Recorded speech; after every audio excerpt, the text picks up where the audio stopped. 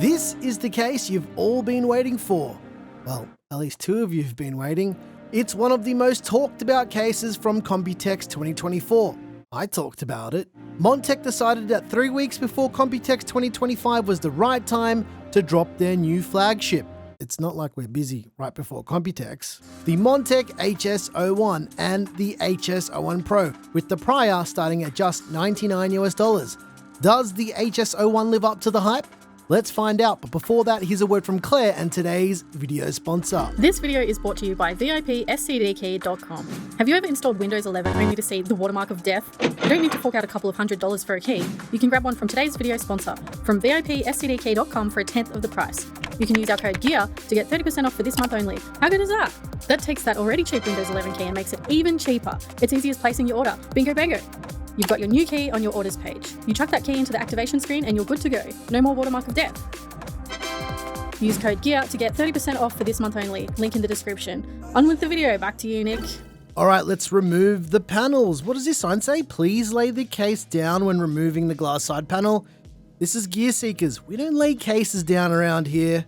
That's for rookies. To get inside the HS01, there's a little leatherette tab on the back of the top panel. You want to pull on that tab, lift it up, and then you can pull the whole panel up and away from the case. There's a little divot on the top edge where you want to put your finger to remove that TG side panel. You want to pop the top out, be careful not to drop it, and then you want to lift the panel up and then away from the case. To remove the front panel, put your hand on the top of the front panel. You want to pull the top away and then lift the panel away from the case.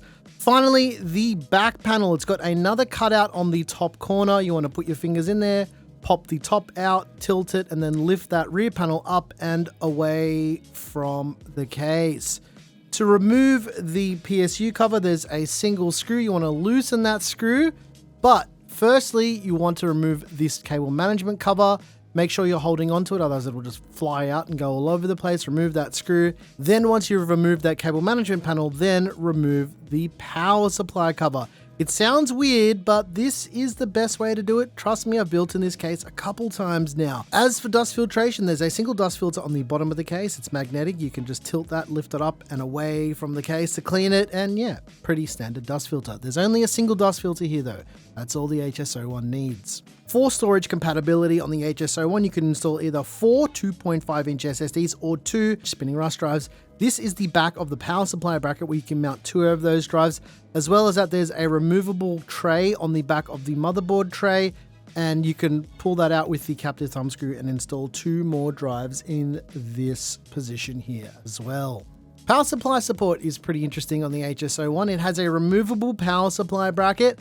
On one configuration, you can do an ATX power supply, and if you flip it to the other configuration, you can do an SFX power supply.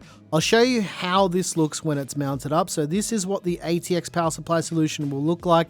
And then when you rotate that bracket and flip it over, you can very dodgily mount an SFX power supply. Actually, it's not dodgy, it's just me not using all of the screws. The bracket screws are on the inside of the case, not on the top of the case if you're deciding to use an SFX power supply. Because the power supply is mounted at the front of the case, there is a power extension cable, and on the rear of the case, there is a power connector for that extension cable. Don't forget to switch on your power supply. As for pre-installed fans, in the Pro version, there are 5 in total. There's 2 pre-installed fans on the rear of the case, as well as 3 reverse pitch fan blade fans on the bottom for intake. All of these fans are 3-pin 5-volt addressable RGB daisy chainable and PWM daisy chainable as well. However, you don't need to do that because there is an included controller which will allow you to install up to 6 addressable RGB devices as well as 6 PWM fans. To power the controller, you need to use SATA power, but there's also motherboard pass-through for RGB as well as PWM fan pass-through. As for cable management in the HS01, you can see here there's a few motherboard tie-downs, not as much as I would like, to be honest with you guys. However, there are plenty of cable pass-throughs for different types of motherboards because, as you're about to find out, this case does support all of the rear connector motherboards. There's also pass-throughs at the bottom of the case to pass cables up for the front panel I/O as well as fans. There's also a cable grommet that passes the cables from the rear fan bracket through to the inside of the case. as well as plenty of cable pass-throughs for all of your motherboard power cables, so your 24-pin power cables and whatnot on the edge of the motherboard tray. As for fan and radiator support, on the top of the HS01 you can install up to 3 120mm fans or up to a 360mm liquid cooler or radiator. At the front of the HS01 you can do either 3 120mm fans or 2 140mm fans. Because of the positioning of this removable bracket, you cannot install any radiators at the front of the HS01. Because that front fan bracket is removable, you can change the orientation of that bracket. So in the default position, it's called the rear aligned mode, and then you can move it into the middle alignment mode. As for fan support on the rear, you can do up to 2 120mm fans on the fan bracket. Basically, they make this look sunken by attaching the fan bracket to the outside of the case, and it doesn't really protrude the profile of the case. So this is not a bad solution for a sunken fan. Finally, at the bottom of the case, and this is kind of where the HS01 gets a little bit interesting, there's 3 pre-installed fans on the Pro version. However, the case can be completely flipped over, so you can have it oriented upside down, so you can install a 240mm radiator on the bottom of the case, which is technically the top of the case, if you decide to flip the case over. Keep in mind, because I'm not really that interested in this orientation, I didn't build in this orientation, but just know that you can rotate this case very easily. If this is something you want to see us do, let us know in the comments down below. The HS01 supports ITX up to ATX motherboards with that sunken motherboard tray. Now, it does also support MATX back connector boards, as you're seeing here with this Project Zero board, and full back connector support for ATX boards. And the keynote out there would have noticed that to enable ATX support, you need to remove the bottom bracket. What's interesting about this bracket is even if you want to use an MATX board, it makes the case look full. For the HS01 Pro, it will support air coolers with a maximum height of up to 170mm. As for GPU support, the HS01 Pro will support GPUs with a maximum length of up to 400mm, and you can also vertically mount your graphics card. The way this works on the HS01 Pro is the rear I/O cutout bracket is completely removable. You can remove it with a couple of screws and then you can turn it around for vertical GPU mounting. However, you will need to bring your own riser cable to be able to use it in this manner. The HS01 includes a GPU support bracket. It screws into a couple holes on the inside of the case and you can move it up or down to any position that you like. As well as screwing into those holes, you do have a bit of adjustment once you're screwed in as well. For front I/O on the HS01 Pro, we've got a USB Type-A port, a USB Type-C port, a headphone jack, a power button with a combined power light, a microphone jack, a button to control the RGB controller, as well as another USB Type-A port. As for the wiring itself, we've got wiring for a front panel LED, a front panel power button, we've got the front panel audio connector, we've got USB Type-C and USB Type-A. That's everything I think you need to know about the Montech HS01 Pro for now. Let's do a build, and then I'll let you know if the HS01 Pro is worth your hard-earned money.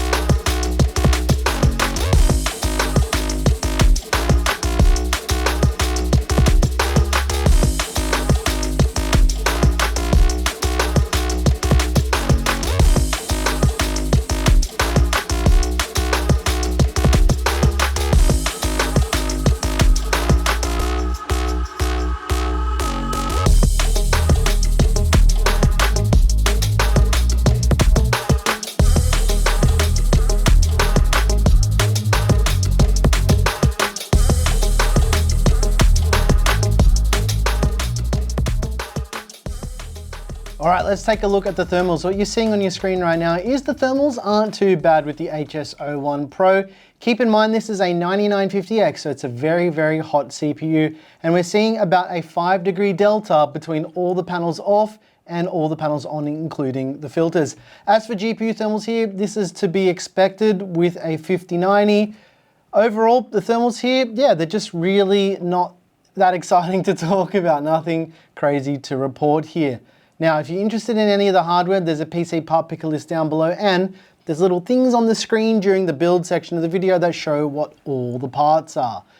All right, HS01 Pro. What are my thoughts on this new case from Montech? Well, we saw this last year as a bit of a prototype at Computex 2024, and instantly I liked the design. All right, I need to give you guys a little bit of a caveat here. Yes, we've released a case with Montech, a Gearseekers Montech case called the King 95 Ultra, but this won't stop me from criticizing other cases that Montech is showing us. So first of all, I really like the sunken fan design at the bottom and on the rear, as well as that sunken motherboard tray. This to me just looks really cool, and for practical reasons kind of makes the case a new type of internal layout. What Montech has done with the HS01 is they've taken some cues from some small form factor cases and blown them up and made it a bit bigger to make for a very interesting internal layout. What I mean by that is the fact that you can use an SFX power supply and it's supported out of the box. The fact that the whole HS01 can be flipped on its head and you can use an inverted layout. Let's say you're a gamer who likes their PC on the left-hand side. You can just flip the case over and build it that way. I didn't show it in the video because to me personally, that layout is not that interesting because it's not really BTX, is it? Drop a comment down below if you're old enough to remember the BTX form factor.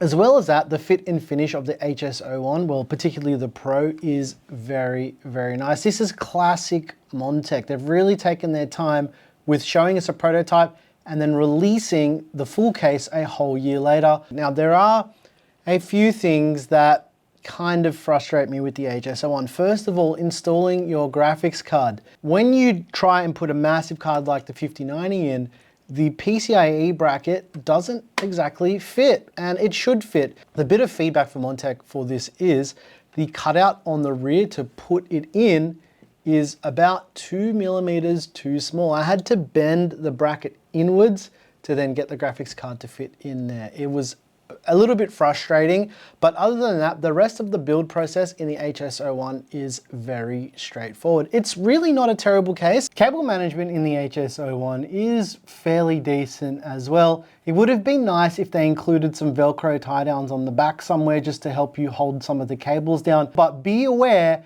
with that plastic panel on the rear of the case, you do need to route your cables correctly. So it can make it a little bit tricky if you didn't put a bit of thought into where those cables are going to run in the first place. This is something that I did run into when I was doing the cable management and putting the back panels back on. Again, it's not something that I show in the video, but I do like to talk about it so you guys are aware of it. But the keen-eyed out there also would have noticed that I used a back connector motherboard here.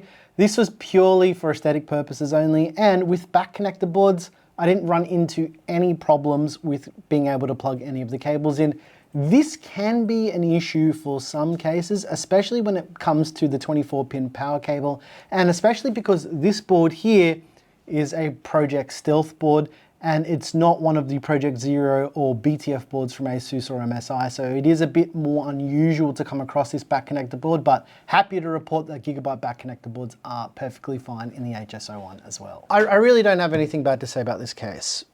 I'm not being biased at all. I really like this case. In fact, I'm gonna replace our Fractal North in the studio with this because it's just a bit easier to get into than the Fractal North, and it's got bigger clearance. I can put bigger coolers in it, and to be honest, it's only slightly bigger than the Fractal North. Anyways, if you're interested in the Montech HS01, and I know you guys are interested because we got so much feedback about this case from our Computex video last year, you're looking at spending $99 for the non-pro version and $129 for the pro version, including the 5 fans. Now, $30 for 5 included fans, as well as an addressable RGB and PWM fan hub and controller.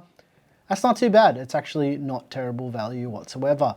This is one of the reasons why when Montech approached us to do the King 95 Ultra, we said yes, because they're always looking at ways to make stuff cheaper. This is not an ad for this case, by the way. This video already has its own ad. It's not sponsored by Montech, but this is one case that I was really looking forward to, and I'm glad that I finally got my hands on it. However, a silver version of this would be way cooler. Let us know your thoughts on the HS01. I really like it.